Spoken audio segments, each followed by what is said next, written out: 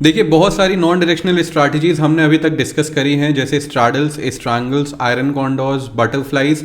अब हम बात करने वाले हैं एक ऐसी स्ट्रैटेजी के बारे में जो कि नॉन डायरेक्शनल तो है ही, साथ में उसमें हमें वेगा का भी बेनिफिट मिलता है। हम बात करने वाले हैं एक ऐसी नॉन डायरेक्शनल ऑप्शन स्ट्रैटेजी का जो ट्रेडर्स के लिए एक बहुत पावरफुल टूल बन सकता है, और इसका नाम है डबल डायगोनल कैलेंडर स्प्रेड। ये स्ट्रैटेजी कॉम्बिनेशन है कैलेंडर स्प्रेड का और डायगोनल स्प्रेड का। ये दोनों मिलकर एक ऐसा स्ट्रक्चर क्रिएट करते हैं जहां पे ना सिर्फ हमें थीटा का बेनिफिट मिलता है, बट वॉलेटिलिटी भी हमको यहां पे फेवर करती है। तो पूरे मॉड्यूल को ध्यान से देखिएगा, एंड तक देखिएगा। यहां पे हम डिस्कस करेंगे पहले तो डबल डायगोनल कैलेंडर का कोर, ठीक है, क्या होता है, बेसिक्स, कब बनाना चाहिए, कैसे बनाना चाहिए, going on with the rule. और उसके बाद हम डिस्कस करेंगे एक सेटअप जिसको आप ट्रेड कर सकते हो रियल मार्केट्स में भी। हम डिस्कस करने जा रहे हैं double diagonal strategy, the smart traders weapon. Smart trader इसलिए क्योंकि अभी तक हम केवल थीटा का बेनिफिट ले रहे थे, और यहां पे हम थीटा के साथ वॉलेटिलिटी को भी अपने फेवर में करने वाले हैं। और वॉलेटिलिटी एक ऐसा फैक्टर है जो किसी भी नॉन डायरेक्शनल ऑप्शन ट्रेडर को बहुत ज्यादा इंपैक्ट करता है। What is double diagonal calendar spread? देखिए, डबल डायगोनल कैलेंडर स्ट्रैटेजी बिल्कुल आयरन कॉन्डोर की तरह होती है। यहां पे भी 4 लेग्स आपके होते हैं, 2 बाय के होते हैं, 2 सेल के होते हैं। बट यहां पे ट्विस्ट क्या होता है, सेल हम करते हैं क्लोजर एक्सपायरी की, जो एक्सपायरी पास में है, और बाय हम करते हैं अगले हफ्ते की एक्सपायरी या अगले महीने की एक्सपायरी, जिस तरह का भी आप ट्रेड ले रहे हो, ठीक है। तो a double diagonal spread is an advanced option strategy that involves buying and selling of 2 spreads, ठीक है, buying and selling of 2 spreads, 1 call diagonal spread and 1 put diagonal spread. Put और कॉल का डायगोनल स्प्रेड हम trade करते हैं। The short options are closer to the expiry and at different strikes, the long options are further expiry and also different strikes. क्या कहा जा रहा है कि हम कॉल एंड पुट दो यहां पे शॉर्ट करते हैं, दोनों का स्ट्राइक प्राइस डिफरेंट होता है, दोनों का स्ट्राइक प्राइस डिफरेंट होता है। देखा जाए तो एक शॉर्ट स्ट्रैंगल आप पहले इनिशिएट करते हो, ठीक है, और ये क्लोजर एक्सपायरी का होता है, मतलब कि पास की एक्सपायरी का होता है। Then the long options are further expiry, ठीक है, मतलब जो हम लॉन्ग करेंगे, सेम कॉल एंड पुट को हम बाय करेंगे, एक लॉन्ग स्ट्रैंगल बनाएंगे अगली एक्सपायरी का, आगे की एक्सपायरी का। अगेन डिफरेंट स्ट्राइक्स है, डिफरेंट स्ट्राइक्स है, इसीलिए वो स्ट्रैंगल के फॉर्मेट में लॉन्ग किया जा रहा है, वरना वो स्ट्रैडल के फॉर्मेट में होता। अभी जब पे ऑफ क्रिएट किया जाएगा तो आपको समझ में ज्यादा अच्छे से आएगा। This strategy benefits from time decay, volatility expansion and range bound price movement. देखो, नॉन डायरेक्शनल स्ट्रैटेजी है तो रेंज में ही हमें पैसा बनने वाला है, थीटा डीके हमको रेंज में ही मिलने वाला है, लेकिन यहाँ पे हमें वॉलेटिलिटी फेवर करेगी। क्यों? क्योंकि करंट एक्सपायरी जो हमारी क्लोजर एक्सपायरी है उसका थीटा डीके हाई होगा। ये हमने ऑप्शन ग्रीक्स में पढ़ा था कि थीटा कौन सी एक्सपायरी का सबसे ज़्यादा होता है। बट अगर हम बात करते हैं वेगा की, जो हमारे लेटर वीक्स की एक्सपायरी होती हैं उनका वेगा बढ़ा हुआ होता है, ये भी हमने डिस्कस किया था ऑप्शन ग्रीक्स में, राइट। तो वहाँ पे वेगा का इम्पैक्ट ज़्यादा होगा। अगर 50 पॉइंट का मूवमेंट आता है तो करंट वीक की एक्सपायरी का जो आप बाइंग करोगे वो अगर 5 रुपए से बढ़ रहा है या 10 रुपए से बढ़ रहा है ओटीएम का स्ट्राइक, जो मेरा अगले हफ्ते के एक्सपायरी में बाइंग करने वाला हूं वो मेरी 15 रुपए से बढ़ेगी, ठीक है। तो यहां पे मुझे बेनिफिट मिलेगा वॉलेटिलिटी का। बट हम मार्केट को ट्रेंडिंग नहीं होने देंगे। हमारा मार्केट अगर ट्रेंडिंग हो जाएगा तो हमें यहां पे प्रॉब्लम होगा। और ट्रेंडिंग मार्केट एनालाइज करने के लिए आप आरएसआई की यूज कर सकते हो, वो भी हमने डिस्कस किया है प्रीवियस कोर्सेज में। कंपोनेंट्स की बात करते हैं, कैसे बनता है, यहां पे ज्यादा चीजें समझ में आएंगी।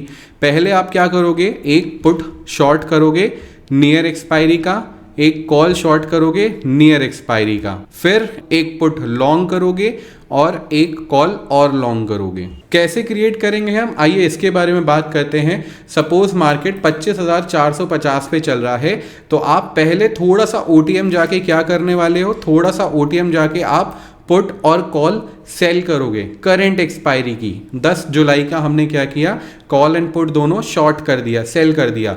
अगले हफ्ते की एक्सपायरी पे गए, अगले हफ्ते के एक्सपायरी पे गए तो जो स्ट्राइक प्राइस हमने सेल करी थी उससे भी बाहर जाके आपने बाइंग कर लिया। जो स्ट्राइक प्राइस आपने सेल करा था उसके भी आगे जाके आपने बाइंग कर लिया, ठीक है। तो कुछ इस तरह का पे ऑफ बना, कुछ इस तरह का पे ऑफ बना।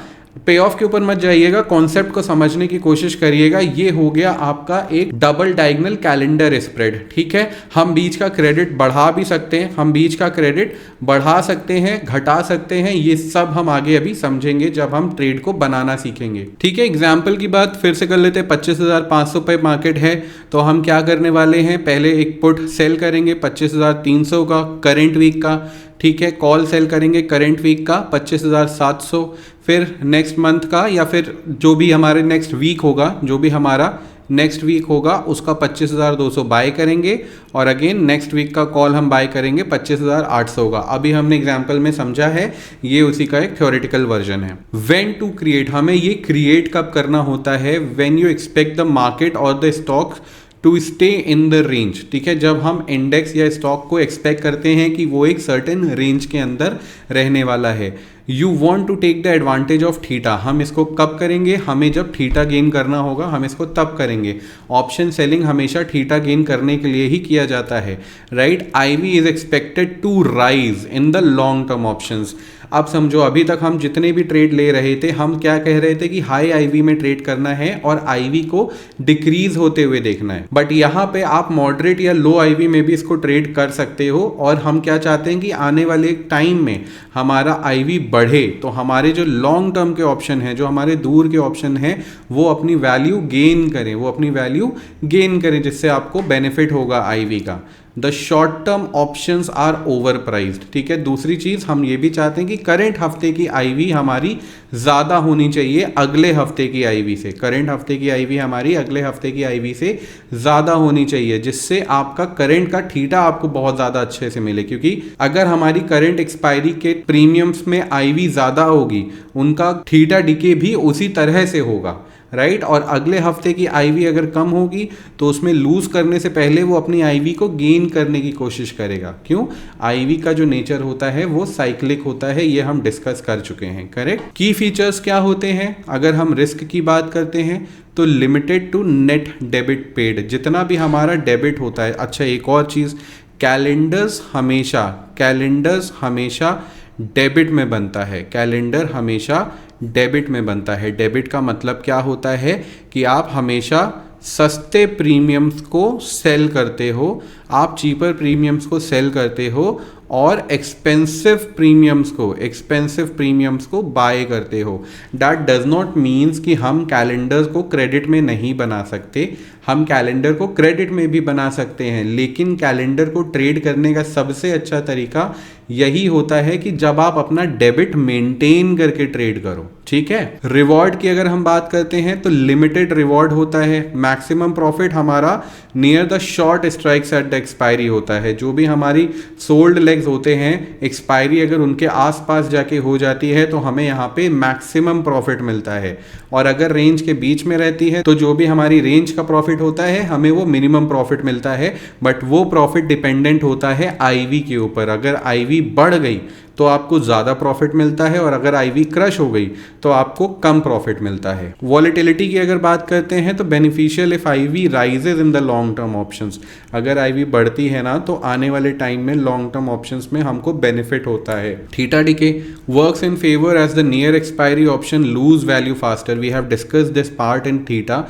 कि जो हमारी क्लोजर एक्सपायरीज होती हैं उसमें डिके ज्यादा होता है as compare to far expiries, ठीक है। एक एग्जांपल ले लेते हैं जो अभी हमने सीखा, जो अभी हमने डिस्कस किया उसके बारे में। देखो, ये है चेंज इन आईवी का एक पार्ट। अगर हमारी आईवी घट रही, अभी देखो आपका सेंटर में क्रेडिट कितना दिखा रहा है, 0.6% का आपको सेंटर में प्रॉफिट दिखा रहा है। अगर आईवी डिक्रीज हो रही है, अगर आईवी डिक्रीज हो रही है तो आपका सेंटर में अब लॉस दिखाने लगा, आपको सेंटर में अब लॉस दिखाने लगा। बट वहीं पे जो हम चाहते हैं कि कैलेंडर को ट्रेड करते समय आईवी राइज हो, तो जैसे ही आईवी राइज होना शुरू होगी, जब आईवी राइज होना शुरू होगी तो आपको सेंटर में ज़्यादा प्रॉफिट दिखाएगा, आपको सेंटर में ज़्यादा प्रॉफिट दिखाएगा। और जितना ज़्यादा प्रॉफिट होगा थीटा डीके की वजह से वो रियलाइज भी जल्दी होगा, राइट। तो आपको ज़्यादा बेनिफिट मिलने वाला है।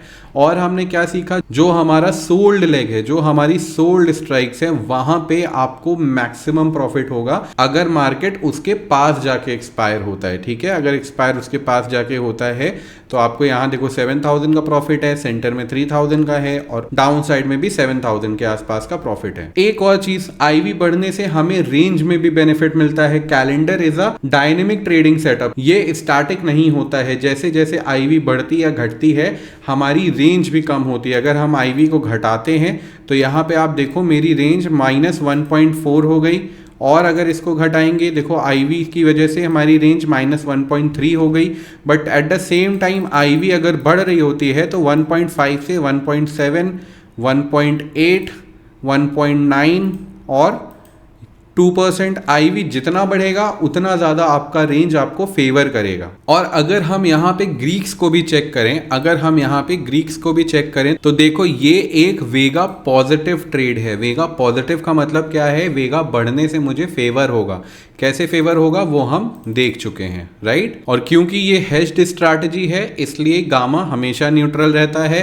थीटा पॉजिटिव है, दैट मीन्स कि यहाँ पे थीटा का डिके मुझे फेवर करेगा, मतलब थीटा का डिके मेरे अगेंस्ट नहीं मेरे फेवर में है। और डेल्टा भी मेरा एकदम न्यूट्रल है। अगर एडवांटेजेस की बात करते हैं तो हमारा रिस्क यहाँ पे हमेशा लिमिटेड होता है। जो भी हमारा टोटल डेबिट है, सपोज आपने 100 रुपए का पुट और 100 रुपए का कॉल सेल किया और 120 का कॉल और पुट बाय किया, ठीक है, ये आपका एक डायगोनल कैलेंडर बन गया, राइट। ये आपका एक डायगोनल कैलेंडर बन गया। तो आपने 20 रुपए का डेबिट यहाँ दिया और 20 रुपए का डेबिट यहाँ दिया, मतलब आपका टोटल लॉस 40 पॉइंट से ज़्यादा नहीं हो सकता, ठीक है। तो आपका रिस्क हमेशा लिमिटेड होता है। More forgiving than pure straddle. Straddle हमेशा ज़्यादा ही लॉसेस दे सकता है अगर मार्केट में मोमेंटम आता है, बट यहाँ पे क्योंकि हमने वॉलेटिलिटी को अपने फेवर में रखा है तो ये हमें काफ़ी हद तक इस तरह के वॉलेटिलिटी मूवमेंट से सेव करेगा। Not only pure straddle but also strangles, ठीक है। Flexible strike placement to adjust the range, हम यहाँ पे अपने हिसाब से क्रेडिट और डेबिट मैनेज कर सकते हैं, ठीक है। तो फ्लेक्सिबल स्ट्राइक्स होती हैं। Profit both the time theta decay and volatility, ठीक है, मतलब कि both the time decay and volatility दोनों ही हमको यहाँ पे फेवर कर रहे हैं। हमने लिखा था ना अभी, थीटा और वेगा दोनों पॉजिटिव थे, मतलब दोनों ही हमको यहाँ पे फेवर करने वाले हैं। डिसएडवांटेज की अगर हम बात करते हैं तो need accurate prediction of range. देखिए कैलेंडर्स हमेशा डायनेमिक इन नेचर होते हैं। कैलेंडर का पे ऑफ हमेशा चेंज होता है as rise and fall in IV. तो यहाँ एक्यूरेटली चार्ट को रीड कर पाना अगर आप बिगनर हो थोड़ा सा डिफिकल्ट हो जाता है, क्योंकि हम जब सॉफ्टवेयर में चार्ट को देखते हैं, पे ऑफ ग्राफ को देखते हैं किसी भी सॉफ्टवेयर में, चाहे वो ऑब्स्ट्रा हो, स्टॉकमॉक हो, एल्गो टेस्ट हो या सेंसिबल हो, आप कहीं पे भी देखते हो तो वहाँ पे करंट एक्सपायरी को कंसीडर करते हुए वो पे ऑफ हमें एक डायग्राम दिखाता है जहाँ पे हमें बड़े लॉसेस दिखाई देते हैं, जबकि ऐसा होता नहीं है। जो आपका मैक्सिमम डेबिट है वही आपका लॉस है। और जैसे आईवी बढ़ेगी हमारी रेंज भी बढ़ जाएगी। सपोज 25,300 की रेंज है, मार्केट में कल अगर आईवी क्रश हो गई तो वही 25,300 की रेंज घट के 25,400 की हो जाएगी। तो ऐसे में एक बिगनर थोड़ा सा कंफ्यूज हो जाएगा और अपने ट्रेड में हो सकता है वो थोड़ी सी गलतियां कर दे, ठीक है। तो एक्यूरेट प्रिडिक्शन, थोड़ा सा हमें रेंज का पता होना चाहिए।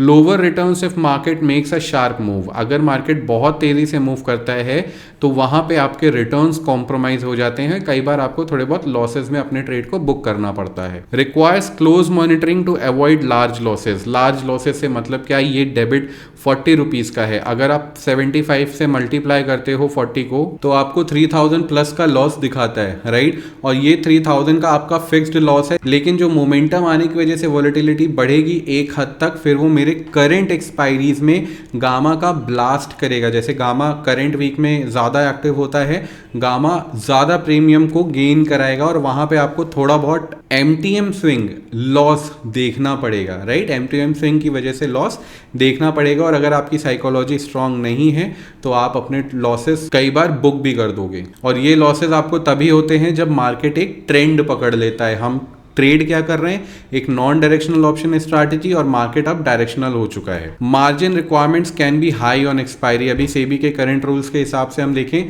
तो अब आपको एक्सपायरी में कैलेंडर का मार्जिन बेनिफिट नहीं मिलता है, राइट। तो जब मार्जिन बेनिफिट नहीं मिलता है तो हमें क्या करना चाहिए, आप क्या कर सकते हो, आप करंट वीक छोड़ के अगले हफ्ते का कैलेंडर बना सकते हो, मतलब कि नेक्स्ट वीक का आप एक्सपायरी आप प्रीमियम सेल कर सकते हो और उसके अगले एक्सपायरी को आप बाय कर सकते हो या फिर मंथ एंड एक्सपायरी को आप बाय कर सकते हो। उससे क्या होगा, आप ट्रेड में लॉन्ग रन तक बन सकते हो और उसके आपको बेनिफिट मिलेगा कि आपको एक वाइडर रेंज मिलेगी। तो ये सारे उसके बेनिफिट हो जाएंगे। रूल्स एक बार फिर से समझिएगा, अभी हमने सिर्फ डिस्कशन किया है कोर के ऊपर, right, core structure of calendar के ऊपर। अब हम समझेंगे रूल्स फॉर द सेटअप। जो सेटअप हम अभी डिस्कस करेंगे ये वो ट्रेडिंग रूल होंगे जिनको आप वीकली डिप्लॉय भी कर सकते हो।